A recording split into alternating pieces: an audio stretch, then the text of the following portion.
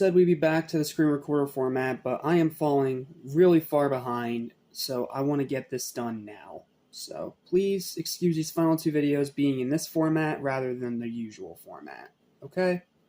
Okay. What's up? What's happening? What's going on, everybody? Welcome back to Animation. This is your favorite thing and everything animation and movies and TVs as well. I am your host, Jackson Small. Welcome to our continued look through Season 3 of Chucky. Episode 7, There Will Be Blood. It's fine. Like, these last few episodes have been kind of losing me, not gonna lie. I don't like the spirit realm idea. I don't like the other weird random crap. Like, this episode's just fine. It's fine and nothing more. Let's not waste any time and dive straight into the plot. Trapped inside the spirit realm, the ghost of Charles Lee Ray finally meets Damballa, who has taken the form of a Chucky doll. I will admit, this is probably the best scene in the episode.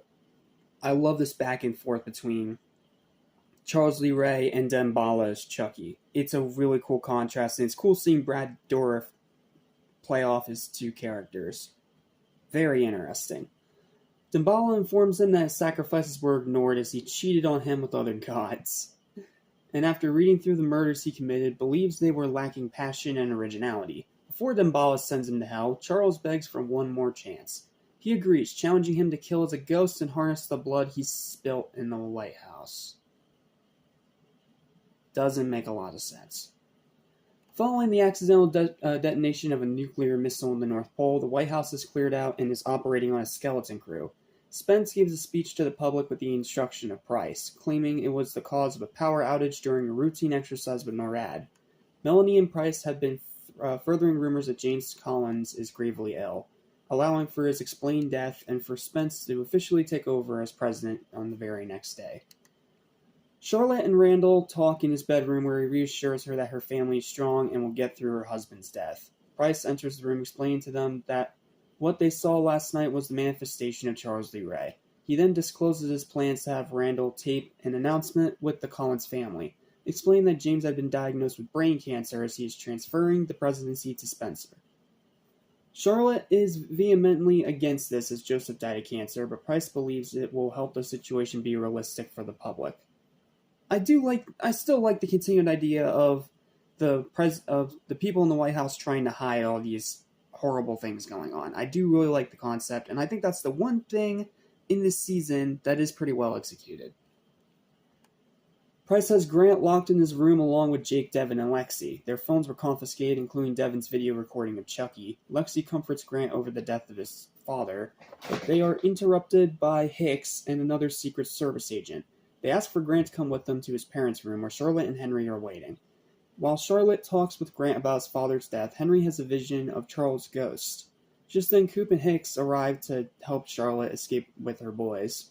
While Charlotte and Henry are in their getaway car, Grant refuses to leave as his friends are still trapped by Price's agent. As Charlotte is driven away, Grant and Hicks walk back into the White House to rescue Jake, Devin, and Lexi. They are found by Price, who requests their help. Dr. Carol Lindstrom and her associate Timmy Nash arrive at the White House to aid Price in cleaning the building of its evil spirits.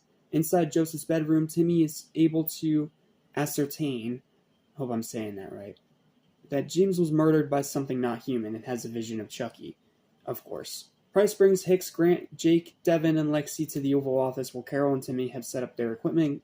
Using an EVP device, they are able to pick up on James's voice repeating, "So much blood." Dumb. Carol reveals to them that the souls of those who died in the White House are still here, including that of Chucky. She believes that the White House was already haunted, but the recent murders caused it to erupt with supernatural energy. In order to persuade Charles' ghost to move on and find peace, they must have a seance. So yeah, we're doing a seance. We're really doing a seance. This season, man. This freaking season.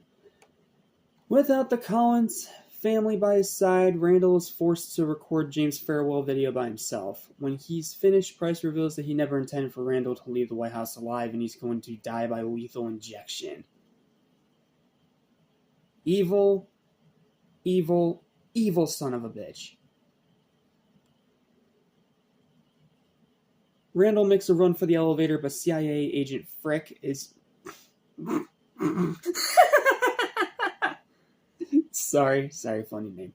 Is right behind him with the needle. The two men fight in the elevator, but then both drown when it floods with blood.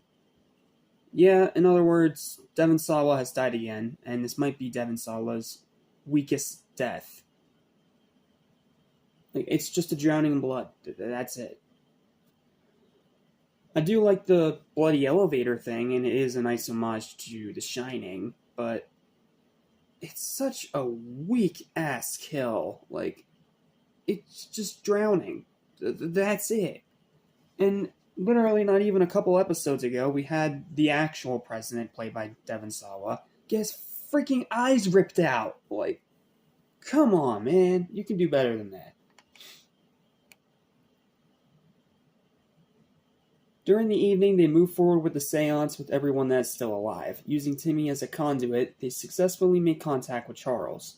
He tells them that he remains because he has unfinished business, that being Devon, Jake, and Lexi. Carol tries getting in touch with the good in Charles Ray, but he retorts that his only regret is that he couldn't mentor Caroline.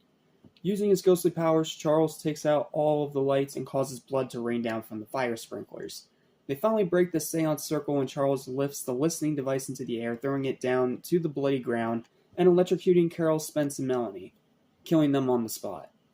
Once the chaos is over, Jake sees Charles' ghost, giving him the middle finger. Okay, that's classic Chucky, I'll give him that one. As they are out of options, Timmy announces they must take Chucky by surprise in the spirit realm, but they can only do this by dying. Jake volunteers to do it by flatlining to cross over to the other side and then being brought back to life when he can find out when Caroline is being held. Basically, it's flatliners. Fucking why? Devon and Lexi are both against Jake being the one to die, but Timmy discloses that it must be the person with the strongest connection, which Jake had with good Chucky. Timmy also tells him that souls cannot die unless they self-terminate, meaning Jake has to convince good Chucky to sacrifice himself in the spirit realm. Using a drug provided by Price, Jake is temporarily put under cardiac arrest, but he only has 5 minutes before they must revive him. Meanwhile, in Texas, Tiffany is still missing one item for the final voodoo doll. The sniper guarding the front entrance is still not under her control, and her execution is tonight. She asks Erica to get her something from for the sniper. So she follows him home as he leaves the prison. However, as she starts walking across the street to his house, she's hit by a car and dies. And the body is all disfigured as you see the broken bones. It's not super bloody, but it's pretty morbid. Without Erica, Tiffany is unable to stop her impending execution. She is restrained and prepped for lethal injection, and is surprised to see Nika attending.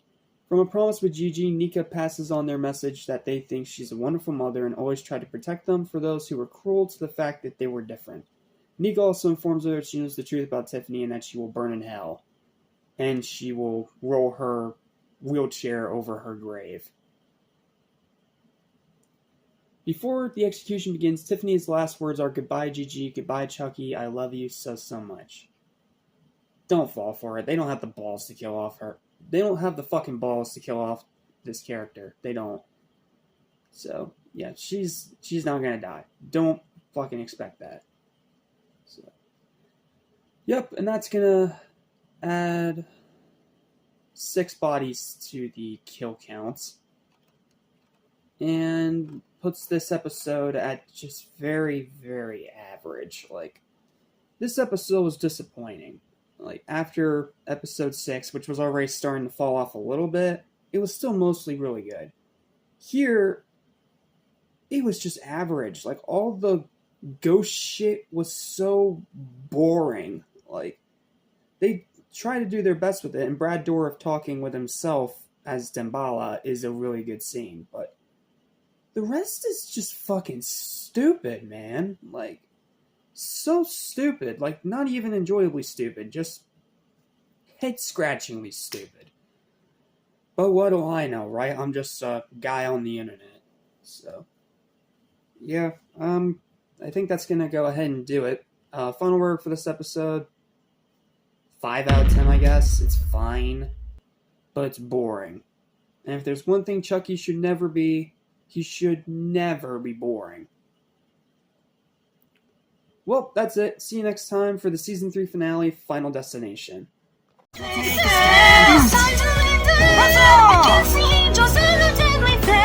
cannot take it anymore. The time is coming.